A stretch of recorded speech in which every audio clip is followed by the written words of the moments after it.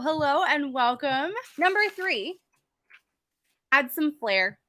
You knew that this one was coming. If we have talked about checkout pages and you like the way that it's set up to use, you've changed the product description, and now you're like, now what? Add some flair to your checkout page.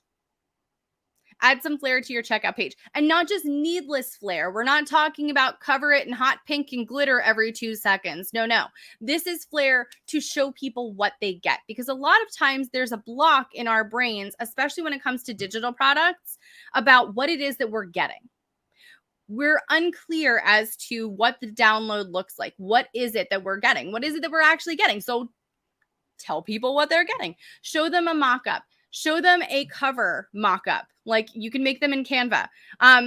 Make a cover for it that's pretty. Splay the pages in the back. There's like 3 to 5 pages behind the cover. That's it. We're not talking about making a GIF necessarily of you flipping through it, or a full production video where it's, you've seen them, like, where it's like the B-roll of like somebody coming and zooming over their desk. Like, no. We do not need that. This is for a tripwire or like a low-cost product that we're talking about. We're just going to add a cover to show people what it looks like, and some maybe mock-up images inside so that they can see, again, what they're getting inside of it. I'm not saying to give away the whole farm, because if you give, here's page 1 and 2 and 3 and itemize everything out, then people probably won't buy, because if they are shady kinds of people, they might copy and paste it. It could happen. So what you want to do is give them enough of a taste to pique their interest. This is, by the way, all for, if we're talking about like the example that was given was $4.99 is for this product, is a $4.99 product. Like, this is not something that we are going to lose our minds trying to make look ultra polished. Like, we're not competing with, Amazon or for whatever reason, Fabletics was the thing that I saw this morning on Instagram. Like, we're not competing. We're not trying to compete with like ultra like exclusive brands or anything here. This is for a $5 printable. That's it. We are not going to go crazy town. Like, this is showing people what they get inside. That's simple. That's it. So step 1, check out the checkout page. Make sure everything is working. Have somebody go over it first. Make sure that it's easy to use and that there's no hiccups or anything that would make the process difficult. Because if it's difficult, then that means it's confusing. And confused people don't buy. Confused people don't buy. Period, paragraph, end of discussion. That's as simple as that. So make sure that it works. Next, you're going to update your product and your description, or your product name and description. You want people to actually understand what the product is and the promise of what they're going to get from it.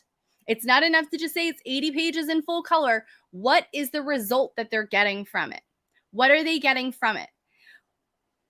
Is their life going to be better? Is their house going to be cleaner? Are they going to lose weight? Are they going to have clear skin? Are they going to be able to bench press 300 pounds in a week? I don't know. What is it that they're going to get? Make sure that people understand that on the checkout page as well. Keep it simple, keep it concise, and again, making sure that everything's working. And then once you've looked at the product name, once you've checked the checkout page, make sure that everything's working. Check the product name and description and made sure that that's working, and added some flair and some mock-ups and some images to kind of break up the page a little bit and let them see a little taste of what they're getting. And then, and only then, will we ever entertain changing the price. That's it. If we're talking about when can you change a price, I will ask, if you've gone through this whole thing and had 1,000 people total go through this thing and had 0 sales before we can talk about changing a price. Because especially when it comes to lower priced offers, the price is not the issue. Especially like the difference between $4 and $5 is not enough to cause somebody to be like, I'm not going to buy this. That's not the issue. When we're talking about people who are not buying a product that you have, it's typically not because of the price, especially when we're talking about a low price thing. It's not because of the price. It's not because it's $7 versus $4. Like, I think that all tripwires should be at least $7. But if we're talking about like an ebook or something, $4 is totally fine, totally reasonable, completely reasonable. But lowering the price is not going to cause more people to buy. I know. It's one of those wild things about business in general that's like, this logically doesn't necessarily make sense, because as we're talking about like lowering pricing, there's a point of like a tipping point where people are like, wow, this is a great deal. And it turns into, wow, this is too cheap. Is there something wrong with it? And we don't want people to have that mentality going in with our actual products. We don't want them to think that about our products. We know our products are fantastic. We know they're life-changing. We know they're helpful. We want other people to feel that way as well. And so the way that we're going to do that is not by lowering the price. It's about making sure that they know how important this product and this transformation from this product is. We're making sure that it's easy for them to get this product. We're making sure that they can visualize the product in their possession with them so that they can actually use it. So yeah. So do I recommend changing the price? Absolutely not. I do not, in fact, actually do that at all. In fact, I think that if this is a Tripwire product that we were talking about, where it was $5.99 and she lowered it to $4.99, I think that it should be $7 even. Tripwire prices, like, I don't know I do know the psychology of it, but like Tripwire prices, $7. No question.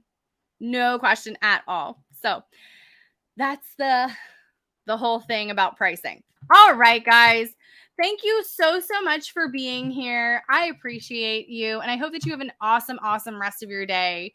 Don't forget, if you have any questions, let me know, and I will see you guys next time. Bye.